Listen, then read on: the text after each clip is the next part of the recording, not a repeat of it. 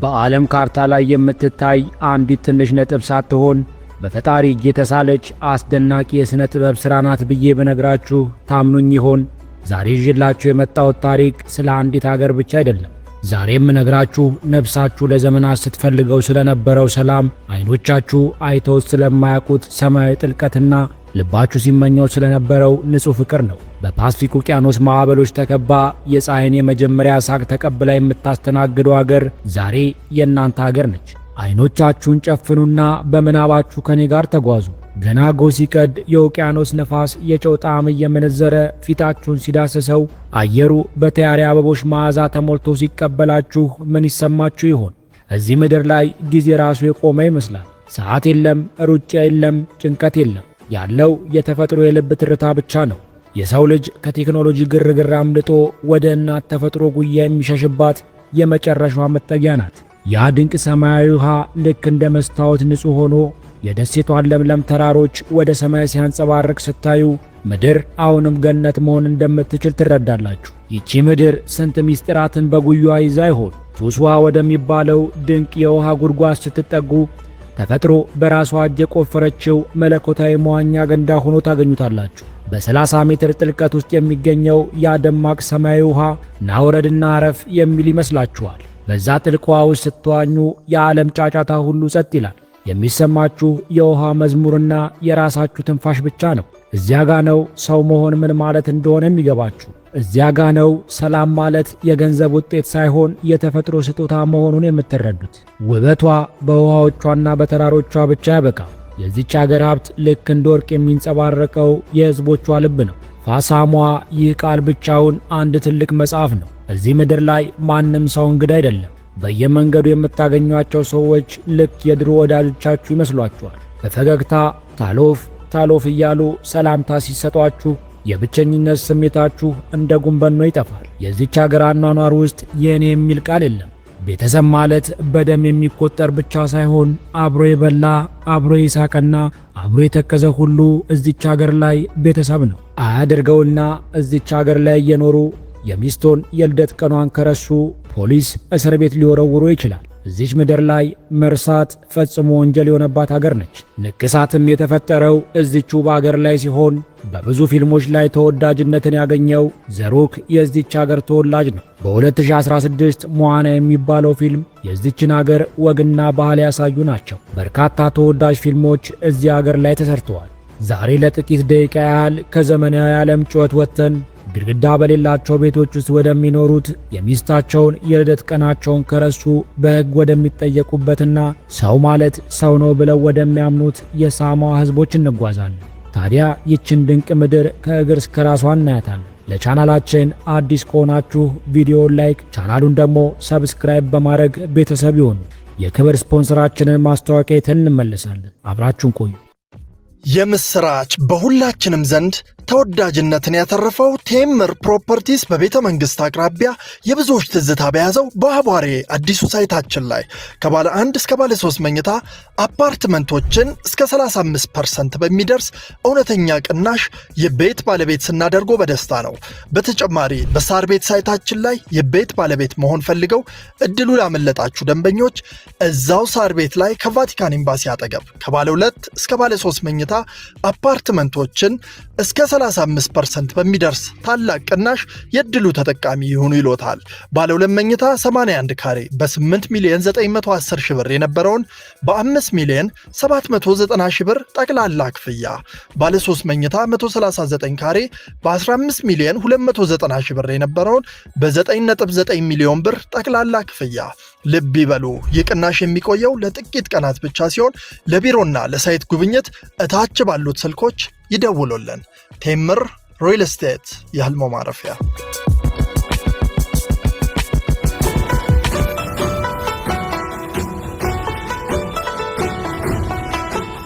ሳሞአ በደቡብ ፓሲፊክ ውቅያኖስ ላይ የምትገኝ የደሴት ሀገር ስትሆን ሳሞአ የደሴት ሀገር በመሆኗ በየብስ ወይም በመሬት የሚያዋስናት ሀገር የላትም። ነገር ግን በባህር ክልል የሚከተሉት ሀገራትና ግዛቶች ይጎራበቷታል። በምስራቅ የአሜሪካዋ ሳሞአ፣ በደቡብ ቶንጋ፣ በምዕራብ ዋሊስና ፋቱና፣ በሰሜን ደግሞ ቶከላው ያዋስኗታል። የሳሞአ አጠቃላይ የመሬት ስፋት 2842 ስኩዌር ኪሎ ሜትር ሲሆን አገሪቱ በዋናነት በሁለት ትልልቅ ደሴቶች ኡፖሉና ሳቫይ የተከፋፈለች ናት። በቅርቡ በ2023/24 መረጃ መሠረት የሳሞአ የሕዝብ ብዛት 207,000 አካባቢ እንደሆነ መረጃዎች ያመለክታሉ። ታሪካችን የሚጀምረው ከክርስቶስ ልደት በፊት በ1000 ዓመታት አካባቢ ነው። የላፒታ ተብለው የሚጠሩ ድንቅ መርከበኞች ምንም አይነት ዘመናዊ መሳሪያ ሳይኖራቸው በከዋክብት ምልክትና በውቅያኖስ ሞገድ ስሜት ብቻ እየተመሩ እነዚህን ደሴቶች አገኟቸው። ሳማውያን ለዓለማችን ድንቅ ስጦታዎችን ሰጥተዋል። ለምሳሌ ታቱ የሚለው ቃል የመጣው ታታው ከሚል የሳሞአ ቃል እንደሆነ ያውቁ ኖሯል። ለሳማውያን መነቀስ ማለት ጌጥ ብቻ አይደለም፣ የጀግንነት የታሪክና የማንነት መገለጫ እንጂ። በአፈ ታሪካቸው ደግሞ ናፋኗ የተባለች ተዋጊ ሴት እንደ አምላክ ያከብራሉ። ወንዶች በጦርነት ተሸንፈው ተስፋ በቆረጡበት ወቅት ናፋኗ ደረቷን በትልቅ ቅጠል ሸፍና ጦር ሜዳ ገብታ ጠላትን ድል ያደረገች ጀግና ነች። ይህ የሚያሳየው የሳሞአ ሴቶች ገና ከጥንቱ የጥንካሬ ምሰሶች እንደነበሩ ነው። ለዘመናት ሳሞአ በራሷ ባህል ፋሳማ የተባለ የሳሞአ መንገድ እየተመራች ኖረች። ነገር ግን በ18ኛው ክፍለ ዘመን የአውሮፓ መርከበኞች አድማሱን ሰንጥቀው መጡ። ፈረንሳዊ ተመራማሪ ቡገንቪል ደሴቶቹን ሲያይ ሳማውያን በትንሽ ጀልባዎቻቸው በውቅያኖስ ላይ ያላቸውን ቅልጥፍና ተመልክቶ የመርከበኞች ደሴት የሚል ስምም ሰጣቸው። ከዚያም ሚስዮናውያን መጡ። በ1830 ጆን ዊሊያምስ የተባለ ሚስዮናዊ ክርስትናን ይዞ መጣ። የሚገርመው ነገር ግን ሳሞአውያን አዲሱን እምነት በቀላሉ ተቀበሉ። ዛሬም ድረስ ሳሞአ መሠረቷ በእግዚአብሔር ላይ የሆነች ሀገር ሳሞአ ኢዝ ፋውንድድ ኦን ጋድ የሚል መፈክርም አላት። ነገር ግን ከሃይማኖቱ ጋር አብሮ የመጣ የፖለቲካ ፍላጎት ደሴቷን ወደማታውቀው ምስቅልቅል ሕይወት ውስጥ ከቷታል። በ19ኛው ክፍለ ዘመን መገባደጃ ላይ ሳሞአ የዓለም ሀያላት ሀገር መፋለሚያ ሆነች። ጀርመን፣ አሜሪካና ብሪታንያ እያንዳንዳቸው ሳሞአን የግላቸው ለማድረግ ተፋጠጡ። በ1889 በአፒያ ወደብ ላይ 7 የጦር መርከቦች መድፎቻቸውን አነጣጥረው የጦር ትዕዛዝ ይጠብቁም ነበር። ግን ድንገት ተፈጥሮ ጣልቃ ገባች። አንድ ግዙፍ አስፈሪ ማዕበል መጣ። መርከቦቹን እንደ ወረቀት አረገፋቸው። በመቶዎች የሚቆጠሩ ወታደሮችም ሞቱ።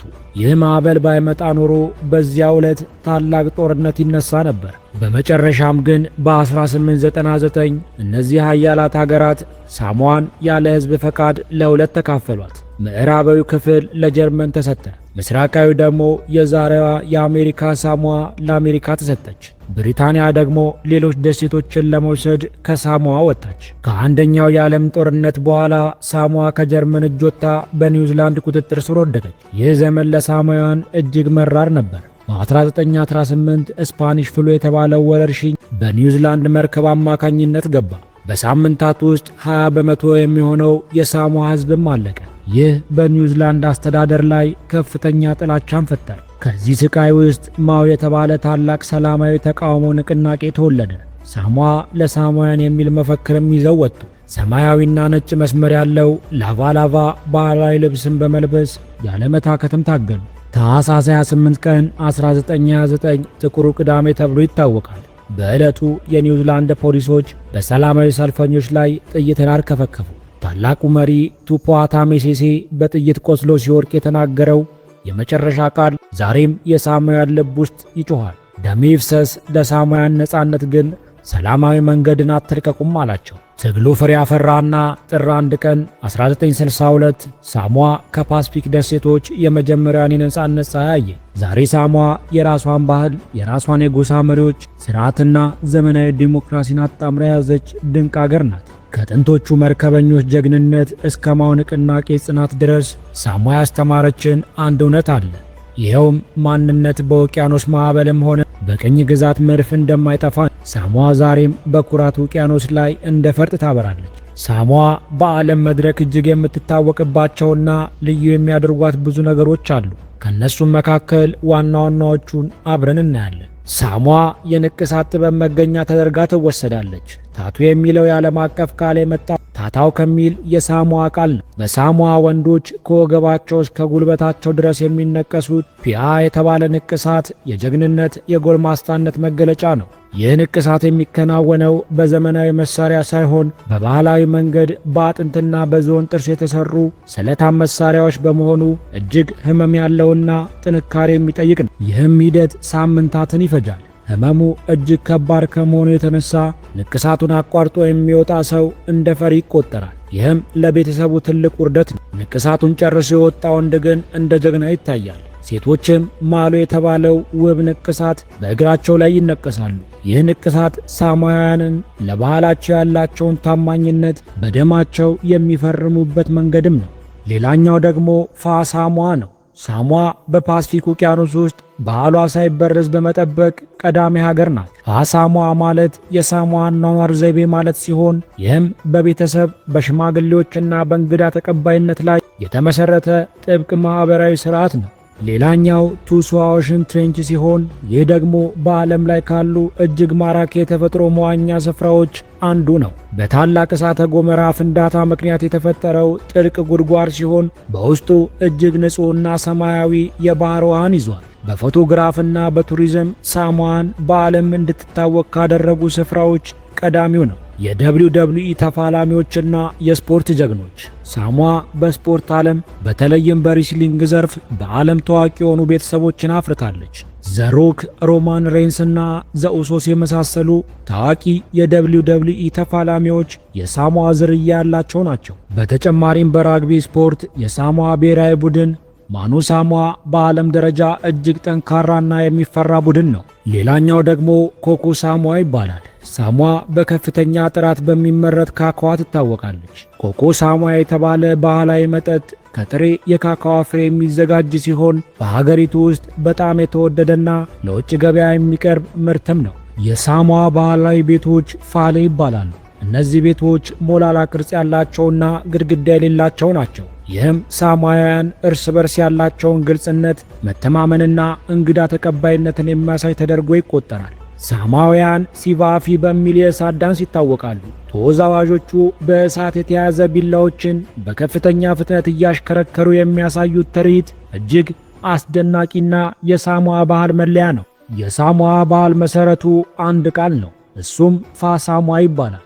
ትርጉሙም የሳሞአ መንገድ ማለት ነው። ይህ ዝም ብሎ መፈክር ሳይሆን እያንዳንዱ ሳሞአዊው ከውልደት እስከ ሞት የሚመራበት ሕግ ነው። በዚህ ሥርዓት ውስጥ ማታ የሚባል የጎሳ መሪዎችም አሉ።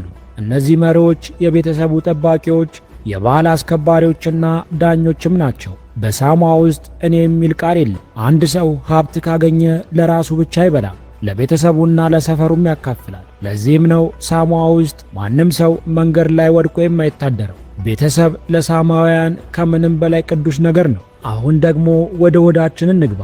የሳሞአ ምግብ አሰራር ልዩ ሲሆን ኡሙ የተባለ የምድር ውስጥ ምድጃ ይጠቀማሉ።